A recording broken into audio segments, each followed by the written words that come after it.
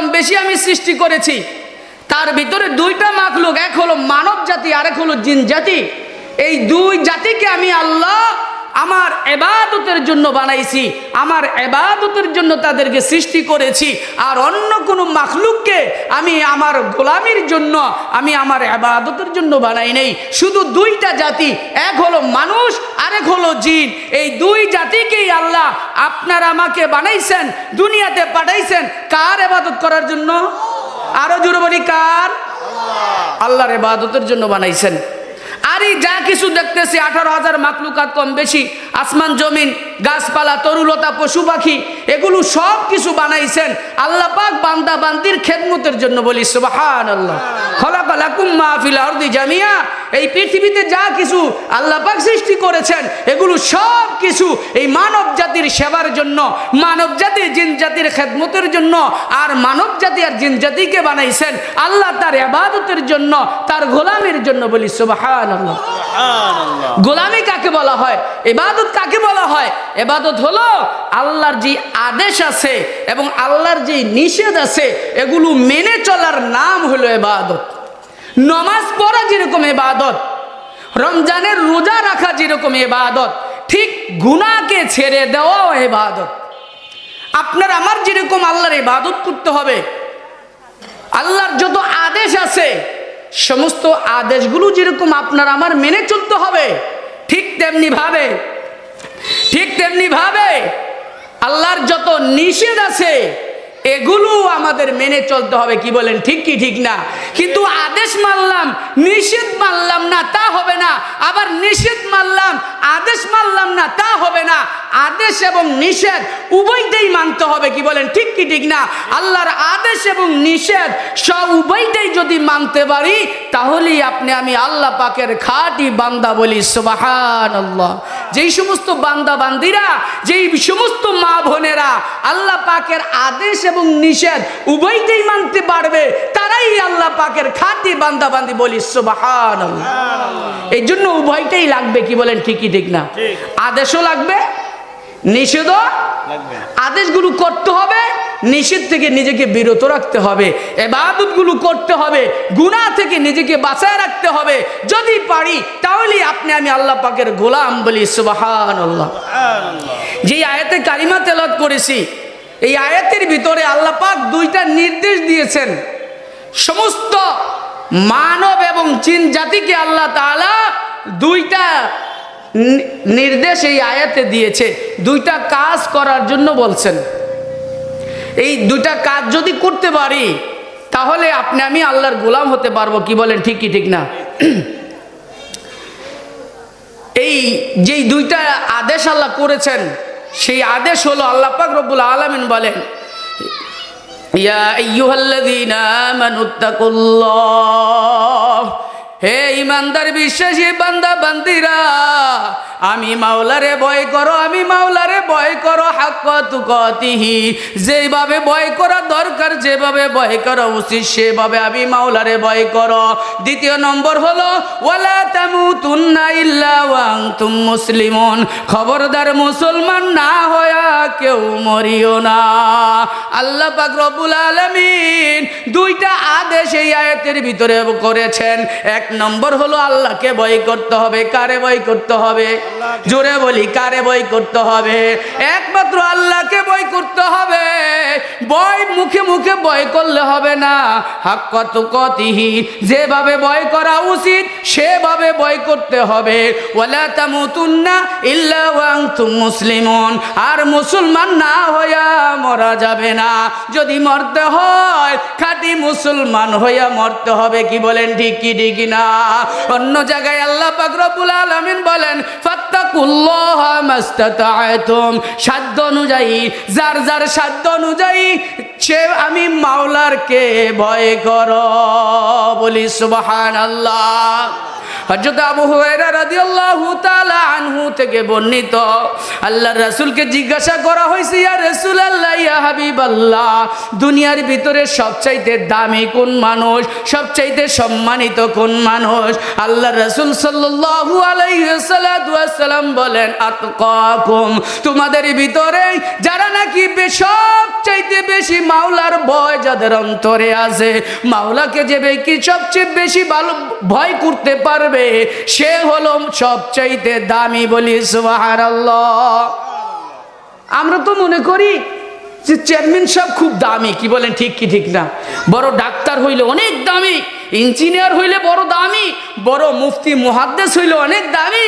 না না, আল্লাহ রাসূল বলে, আতকাকুম, এরে আমার উম্মতের দলেরা শোনো,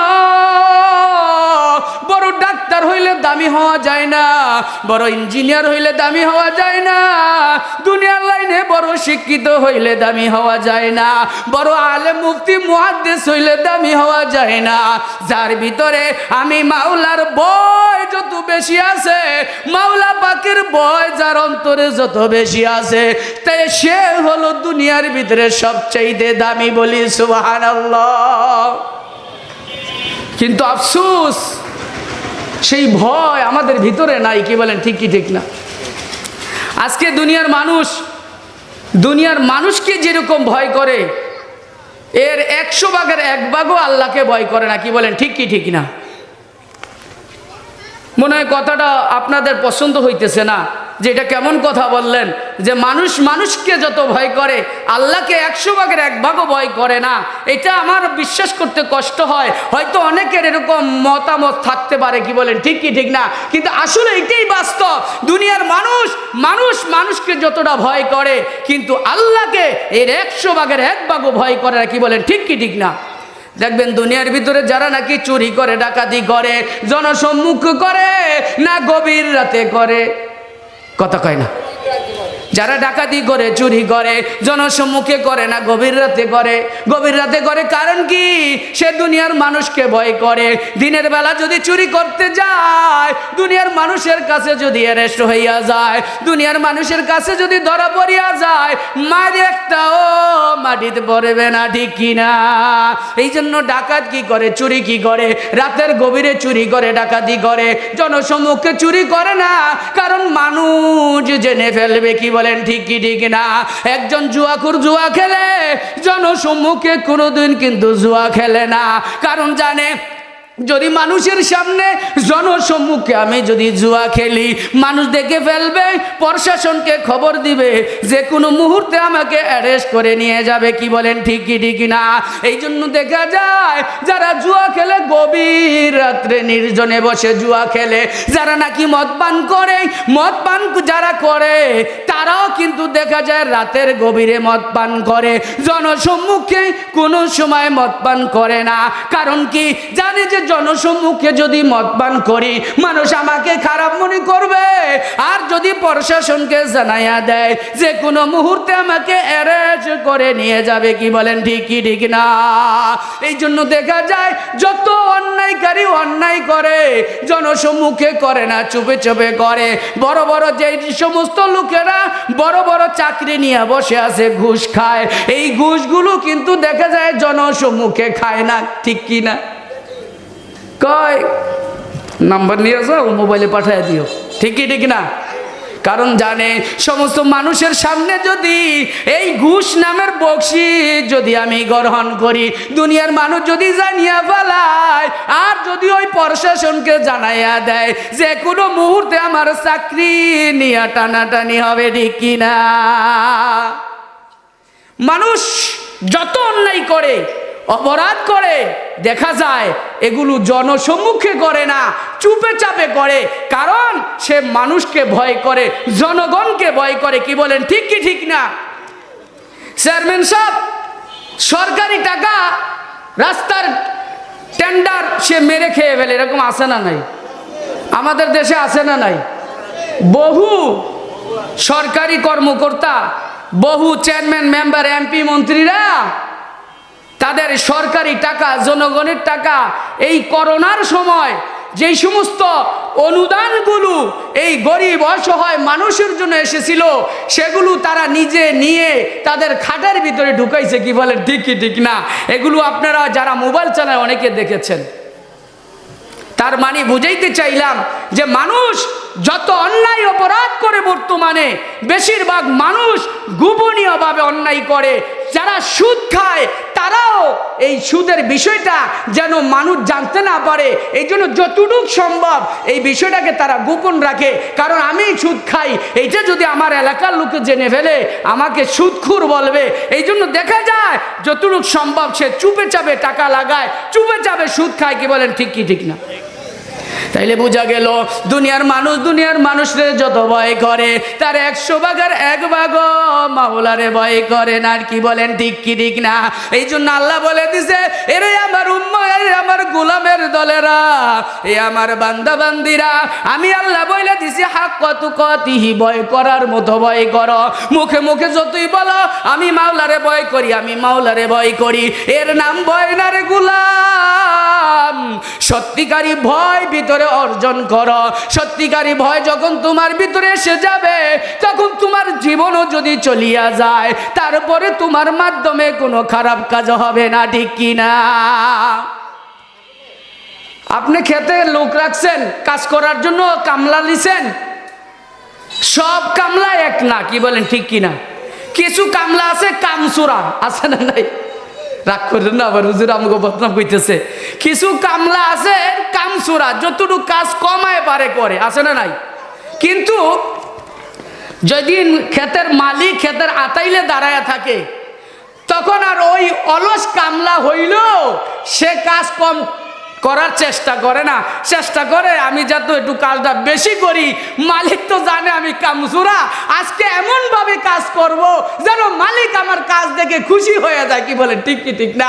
কারণ সে মালিকরে ভয় করে, এই জন্য কাজের স্পিরিট আরো বাড়ায় দেয়, এমন ভাবে কাজ করে যেন মালিক দেখিয়া খুশি হয়ে যায়। ঠিক কি ঠিক না? ঠিক তেমনি ভাবে আজকে যদি আপনি আমি মাওলারে ভয় করতে পারতাম, মাওলার মায়া মমতা যদি ভিতরে ঢুকতো, মাওলাকে যদি সত্যিকারী ভয় করতে পারতাম, জীবন চলে গেল মানুষ কোনোদিন সুদের কাছে যাইতো না, জীবন চলে গেল মানুষ কোনোদিন গুনার কাজ করতো না, নামাজ ছাড়া থাকতে পারতো না, রোজা ছাড়তে পারতো না। বোঝা গেল মানুষ ভয় করে কিন্তু মুখের ভয়, আসলে অন্তরের ভয় মানুষ করে না। ঠিক কিনা? এই জন্য অন্তরের ভিতরে ভয় করতে হবে। হাক্কা তুকাতিহি, যেভাবে মাওলাকে ভয় করা দরকার সেভাবে ভয় করতে হবে। কি বলেন ঠিক কি ঠিক না? একটা উদাহরণ দেই রে বাবা, দেখেন একটা আপনার বাড়ির পাশে যদি একটা বড় গর্ত থাকে, এই গর্তের ভিতরে যদি বিষাক্ত সাপ থাকে, যদি আপনি আপনার কোনো সন্তানকে বলেন, এরে আমার সন্তান এই গর্তের ভিতরে তুমি একটা আঙ্গুল ঢুকায়া দাও, একটা হাত ঢুকায়া দাও, যার বলে তোমাকে আমি 1 লক্ষ টাকা দিব, যার জ্ঞান আছে বুদ্ধি আছে, দেখবেন জীবন গেল সে চিন্তা করবে না না না আমার টাকা বড় না, আমার জান হইল বড়। ঠিক কিনা? কারণ এই গর্তের ভিতর বিষাক্ত সাপ আছে, আমার টাকার লোভ করা যাবে না। যতই কিছু হোক না কেন এই গর্তের ভিতরে যদি আমি হাত দিয়ে দিই বা পা ঢুকাইয়া দেই, যে কোনো মুহূর্তে সাপ আমাকে আক্রমণ করবে, আর আক্রমণ করলে যে কোনো মুহূর্তে আমার জীবন চলিয়ে যেতে পারে। কি বলেন ঠিক কি ঠিক না? এই জন্য টাকার লোভ করে না, কারণ সাপের ভয় ভিতরে আছে। আজকে যদি মাওলার ভয় ভিতরে থাকতো, মাওলার গুনাহ তো করতে পারতাম না, নাফরমানি তো করতে পারতাম না। আজকে নমাজে নাই, ফজরে আসি দুপুরে নাই, দুপুরে আসি আসরে নাই, আসরে আসে মাগরিবে নাই, 1 বছর রমজানের রোজা রাখে আর 1 বছর নাই, শীতের দিনে রোজা আছে, চৈত্র বৈশাখ মাস আসলে বলে হুজুর রোজা রাখতে পারি না। তার মানে বোঝা গেল সুবিধাবাদ জিন্দাবাদ। ঠিক কিনা? যেই আমলে কষ্ট লাগে না সেই আমল করার জন্য পাগল হইয়া যায়, আর যেই আমল কষ্ট হয় সেই আমলের দ্বারে কাছেও নাই। তার মানে বোঝা গেল মাওলার ভয় ভিতরে ঢুকাইতে পারি নাই। মাওলার ভয় ঢুকাইতে হবে। আপনারা বরফির আব্দুল কাদের জিলানী রহমাতুল্লাহি আলাইহির নাম শুনেছেন? শুনছেন না? অনেক বড় বুজুর্গ ছিলেন, অনেক বড় আল্লাহর ওয়ালা ছিলেন, এই বড় পীর আব্দুল কাদের জিলানী রহমতুল্লাহি আলাই তার বাবা আল্লাহকে এত ভয় করতেন, এত ভয় করতেন, কল্পনাও করা যায় না। তিনি একদিন হাঁটতেছেন, এই যে খাল বলি না আমরা, খালের পাশ দিয়ে হাঁটতেছেন, তো প্রচণ্ড ক্ষুধা, প্রায় 3 দিন হয়ে যায়, ক্ষুধার যন্ত্রণা টিকতে পারে না। দেখতেছে এই খাল দিয়ে একটা ফল ভেসে যাইতেছে, তো এই ফলটা তিনি, ক্ষুধার যন্ত্রণা টিকতে তো পারে না, ওই ফলটা হাতে নিয়ে খেয়ে ফেলেছে। খাওয়ার পরে চিন্তা করলো যে আমি কার ফল খাইলাম, এই ফলের মালিক তো আমি না, এই ফল কার ফল আমি খাইলাম। যদিও ক্ষুধার যন্ত্রণা খেয়ে ফেলেছে, এখন ভিতরে অনুভূতি আসছে যে আমি কার ফল খাইলাম। এই জন্য ফলটা যেদিক থেকে আসছে সেদিকে রওনা দিছে, উজান দেশে রওনা করছে। যাইতে যাইতে যাইতে যাইতে প্রায় 4 মাইল চলে গেছে। 4 মাইল যাওয়ার পরে দেখতেছে ওই খালের পার ওই ফলের গাছ দেখা যায়, ওই গাছ থেকে ফলগুলো খালের ভিতরে পড়ে আর বাসিয়া যায়। চিন্তা করলো আমি যেই ফল খেয়ে ফেলেছি, এই ফলওয়ালা যদি আমাকে মাফ না করে, আমারে ক্ষমা না করে, আমার মাওলাই তো আমাকে মাফ করবে না। আমি যদি এই মুহূর্তে মরিয়া যাই, মালাকুল মউত যদি আইসা হাজির হইয়া যায়, আমি মাওলার দরবারে কি জবাব দিব? ওই গাছের গোড়ায় যাইয়া জিজ্ঞাসা করতেছে, ভাই এই গাছের মালিক, এই গাছওয়ালাকে চিনেন কিনা? লোকে দেখাইয়া দিল, ওই যে বাড়িওয়ালা, যাও যাও যাইয়া দেখো, ওই বাড়িওয়ালার হলো এই ঘাস। বাড়িওয়ালার কাছে যাইয়া বলতেছে যে বাবা এই গাছটা কি আপনার নাকি? বলে হ্যাঁ। কি হইছে? বলে যে বাবা এই গাছ থেকে একটা ফল পানি দা বাসতেছিল, যাইতে যাইতে যাইতে যাইতে বহুদূর চলে গিয়েছিল, সেখান থেকে টুকাইয়া ক্ষুধার যন্ত্রণায় টিকতে পারি নাই, এই জন্য ফলটা খেয়ে ফেলেছি। তাতে কি হইছে? ওই গাছওয়ালা বলতেছে তাতে কি হইছে? তিনি বলতেছেন বাবা আমি তো ভুলে খেয়ে ফেলেছি, আমাকে আপনি মাফ করে দেন। আপনি যদি মাফ না করেন আমাকে আল্লাহ মাফ করবে না। আব্দুল কাদের জিলানী রহমাতুল্লাহি আলাইহির বাবাই চোখের পানি ফেলায় কান্দে আর গাছওয়ালার কাছে ক্ষমা চায়। যে বাবা, তার নাম ছিল আব্দুল্লাহ, যে বাবা আব্দুল্লাহ তুমি যদি আমারে মাফ না করো, আমারে আর কেউ মাফ করবে না। আব্দুল্লাহ চিন্তা করলো, আরে এই লোকটা তো সাধারণ কোনো মানুষ না। আরে কত মানুষ গাছের জোর করে ঢিল মাইরা ফল খাইয়া ফেলায়, কতজনে জোর করে ফল নিয়ে যায়, একজনও ক্ষমা চাই না। আর এটা কোন জায়গায় থেকে এই প্রতীক আসলো? আস্তে আস্তে 4 মাইল দূর থেকে আসলো আমার থেকে ক্ষমা নেওয়ার জন্য। বুঝা গেল এই লোকটা তো কোনো সাধারণ মানুষ হবে না। এই জন্য তারা চিন্তা বলল যে বাবা আমি তোর ফল খাওয়া মাফ করতে পারি, একটা শর্ত আছে, যদি আমার বাড়িতে 10 বছর তুমি খাদেম হইয়া থাকতে পারো, 10 বছর পর্যন্ত যদি খেদমত করতে পারো, তাহলে আমি ফল খাওয়াটা মাফ করতে পারি। আব্দুল কাদের জিলানী রাহমাতুল্লাহি আলাইহির বাবাই চিন্তা করলো 10 বছর যদি খেদমত করি, তারপরে যদি এই ফল খাওয়ার মাফটা যদি আমি পেয়ে যাই, আমার কোনো দুঃখ থাকবে না। আর যদি মাফ না পাই, আমার মাওলাই তো আমারে মাফ করবে না, আর ওই জাহান্নামের শাস্তি তো আমি সহ্য করতে পারবো না। রাজি হয়ে গেলেন, বাবা ঠিক আছে আমি 10 বছর আপনার সেবা করব, 10 বছর পর্যন্ত খেদমত করব। 10 বছর পর্যন্ত আব্দুল কাদের জিলানী রাহমাতুল্লাহি আলাইহির বাবা ওই আব্দুল্লাহর বাড়িতে 10 বছর ছিলেন। 10 বছর থাকার পরে 10 বছর যখন হয়ে যায়, এরপরে আব্দুল্লাহকে বলতেছে বাবা আব্দুল্লাহ এই আপনার যে শর্ত ছিল, শর্ত তো আমি পুরা করেছি, এখন আমাকে মাফ করে ছুটি দিয়া দেন। আব্দুল্লাহ চিন্তা করলো না না না, বলতেছে এরে গোলাম এই যে 10টা বছর তুমি আমার কাছে ছিলা, এই 10 বছর কি আমি তোমারে দিয়া কোনো কাজ করাইছি না? আমি তোমারে দিয়া কি কোনো ছাগল রাখাইছি না? আমি তোমারে দিয়া কি কোনোদিন ঘরের কাজ করাইছি না? আমি কি কোনোদিন তোমারে ক্ষেতের কাজ করাইছি? বলে না। এই 10 বছর তোমারে আমি আমল শিখাইছি, আদব শিখাইছি, আমল শিখাইছি, আল্লাহর সাথে কেমনে সম্পর্ক করতে হয় ওই সম্পর্কটা তোমারে 10 বছরে করাইয়া দিলাম। তবে এখনো আমি মাফ করব না, আমার আরেকটা শর্ত আছে, ওই শর্ত যদি মানো তাহলে আমি তোমারে মাফ করতে পারি। বলে হুজুর কি কি শর্ত? গোলাম কি শর্ত? আব্দুল্লাহ বাবা কি শর্ত? বলে আমার একটা মেয়ে আছে, কালো মেয়ে, ল্যাংড়া মেয়ে, কানা মেয়ে। 1 নম্বরে কালো, 2 নম্বরে অন্ধ, 3 নম্বরে ল্যাংড়া। এরকম আমার একটা মেয়ে আছে, এই মেয়েটা তোমার সাথে বিবাহ দিতে চাই। যদি তুমি বিবাহ করো তাহলে আমি মাফ করব, যদি বিবাহ না করো ফল খাওয়া মাফ আমি করব না। আমি যদি মেয়ে দেখতে যাই আর মেয়ের বাবা যদি বলে আমার মেয়ে ল্যাংড়া, কানা, কালো, ছেলে তো করবো আগেই ভাগি, বাদ যাওয়া লাগবো না। কি কন ঠিক কি ঠিক না? কিন্তু আব্দুল কাদের জিলানী রহমাতুল্লাহ আলাইহির বাবা চিন্তা করে, আমি কালো মেয়ে হোক, ল্যাংড়া মেয়ে হোক, আর অন্ধ মেয়ে হোক, আমি বিবাহ করব, তারপরে তো ফল খাওয়া মাপ পাওয়া যাবে। বলি সুবহানাল্লাহ। এরে সাক্ষাৎ এলাকার মুসলমানের দলেরা, এগো পর্দার অন্তরালের মা ও বোনেরা, একটু মনটারে বুঝাও কেমন ভয় তারা মাওলারে করছে, কেমন ভয় তাদের অন্তরে ছিল। আজকে আপনার আমার ভিতরে মাওলার ভয় নাই। আরেকজনের খেতে ধনিয়া পাতা আনতে কোনো চিন্তা করি না, আরেকজনের ক্ষেতের কাঁচা মরিচ তুলি আনতেও কোনো চিন্তা করি না। ঠিক কি ঠিক না?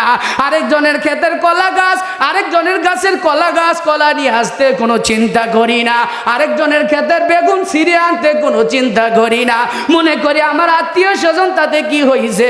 না রে মানা, আপনার যেই যারই মাল হোক না কেন, মালিক যতদিন পর্যন্ত অনুমতি না দিবে ততদিন পর্যন্ত অন্যের জিনিস খাওয়া জায়েজ নাই। ঠিক কি না?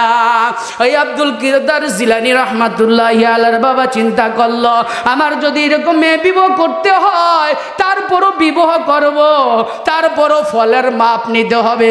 কারণ যদি ফলের মাপ না নেই, এই অবস্থায় যদি মালাকুল মউত আইসা হাজির হইয়া যায়, আমার তো জাহান্নাম ছাড়া কোনো উপায় নাই, আর জাহান্নামের শাস্তি সহ্য করতে পারবো না।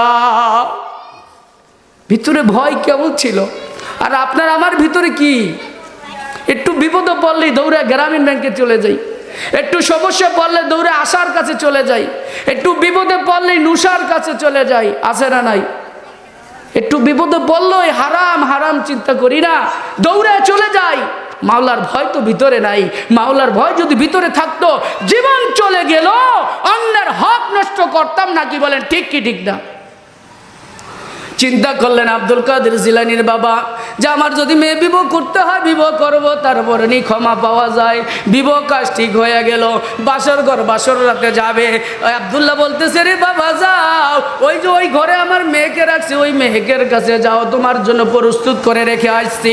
বাসর ঘরে যাও, যাইয়া দেখতেছে এত সুন্দর রূপসী মেয়ে আর জীবনে কোনোদিন দেখে নাই। দৌড়ায় আবার চলে আসছে। আসার পরে বলতেছে, বাবা আব্দুল্লাহ, আপনি তো আমাকে ভুল ঠিকানা দিয়েছেন, আপনি যেই কথা বলছেন ওই কথার সাথে তো কোনো মিল নাই। আপনি 1 নম্বরে বলছেন কালো মেয়ে, 2 নম্বরে বলছেন অন্ধ মেয়ে, 3 নম্বরে বলেছেন ন্যাংরা মেয়ে। দেখতেছি চোখও তো আছে, পাও তো আছে, সব কিছুই তো ঠিক আছে, আবার চেহারাটা দেখা যায় পূর্ণিমার চাঁদের চাইতে সুন্দর। বলি সুবহানাল্লাহ। বাবা তুমি মনে হয় আমাকে ভুল ঠিকানা দিয়েছ, ভুলেই ঘরে পাঠাইছ। তখন আব্দুল্লাহ বলে, না বাবা না, আমি ভুল ঠিকানা দেই নাই, আমি ভুল ঠিকানা দেই নাই।